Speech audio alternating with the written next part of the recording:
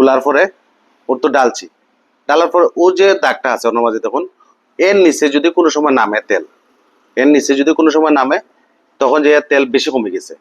আর যদি এর উপরে কোনো সময় ওঠে তাহলে তেল বেশি হয়ে গেছে। এর মাঝামাঝি থাকলে সবচেয়ে বেস্ট। তাহলে পাওয়ারের যে আমরা স্টার্টিং যে ঘুরাই, স্টার্টিং এর পাওয়ার অয়েলের খাম কিতা,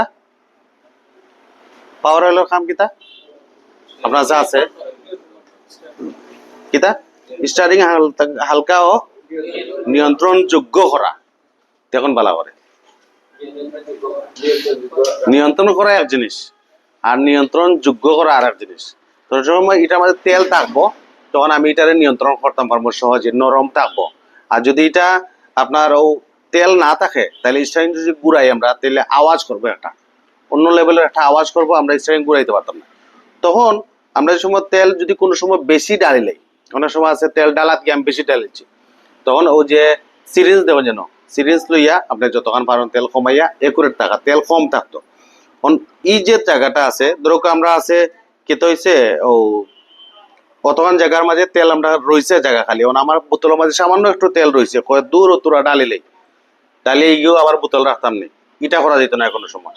অনেক মানুষ আছেন যে ও সাইডটা বাদ রয়েছে নির্বা খাইলেও যে সালা নাঙ্গাজ করিয়া, বুঝছেন নি, ভাত পেটের ভিতরে রাখলে ফসবো, বাইরে ফালাইলেও ফসবো। ভিতরে ফসাত লাভ না বাইরে ফসাত লাভ, বাইরে ফসাত লাভ। ভিতরে ফসলে বডি নষ্ট হইব, আর বাইরে ফসলে যদিও তো অন্য প্রাণীয়ে খাইব, তো ভিতরে ফসানোর দরকার নাই। তো যদি তেল আমরা বেশি ডালি কোনো সময়, তেল যদি আমরা কোনো সময় বেশি ডালি প্রবলেম, তেল যদি কোনো সময় বেশি ডালি তাইলে ও মোটরও ওটার যে রিলেটেড যে মোটর আছে পাওয়ারের মোটর ওটা নষ্ট হয়ে যাবে খুব তাড়াতাড়ি। আর যদি তেল কম ডালি মিনিমাম তাড়ি তাইলে ঠিক থাকবে। ও যে জায়গাটা আছে ওনা বাতাসে কন্ট্রোল করে, আমরা যে নিয়ন্ত্রণযোগ্য করে, কিন্তু যদি বাতাস না থাকে তাইলে পাওয়ার স্টারিংটারে নরম লাগতো না, কোনো সময় শক্ত লাগবে। তখন E5 যেন মাঝে লাগাইল থাকবো, যদি কোন সময় দেখবেন তেল খালি কমে যায় এটার লগে যত পাইপ যত জায়গায় লাগাইল থাকবো ওগুলারে দেখতেই বউ ফাইবর কোন দিকে তেল লিক করে কিনা। যদি কোন সময় যখন যে তেল লিক করে তাহলে অবশ্যই অন্য মাঝে এটা কাজ করাই তুমি তো আর বুঝাও যার আমরা চেক করে যখন মনে আমরা গেলাম গিয়া কই ইঞ্জিনিয়ারে কইছি যে ভাই তেল কমাইতে পরে কইতে পারে না, ইঞ্জিনিয়ার ও দৌকা তেল পরে তো শেষ, বেচারা ও তখন দেখতে পারলো না।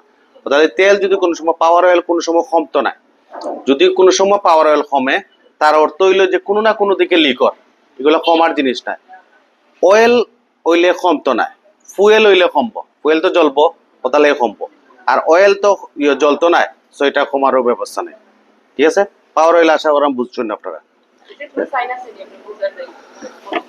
হ্যাঁ, পাওয়ার অয়েল সাইনাস একটা স্টারিং এর বাতি জ্বলবে ড্যাশবোর্ড, স্টারিং এর বাতি জ্বললে বুঝবা যে স্টারিং সমস্ত সমস্যা মানে এগুলো চেক করা আর কি। এই যে একটা পাইলাম। আর এটা হইলো গিয়া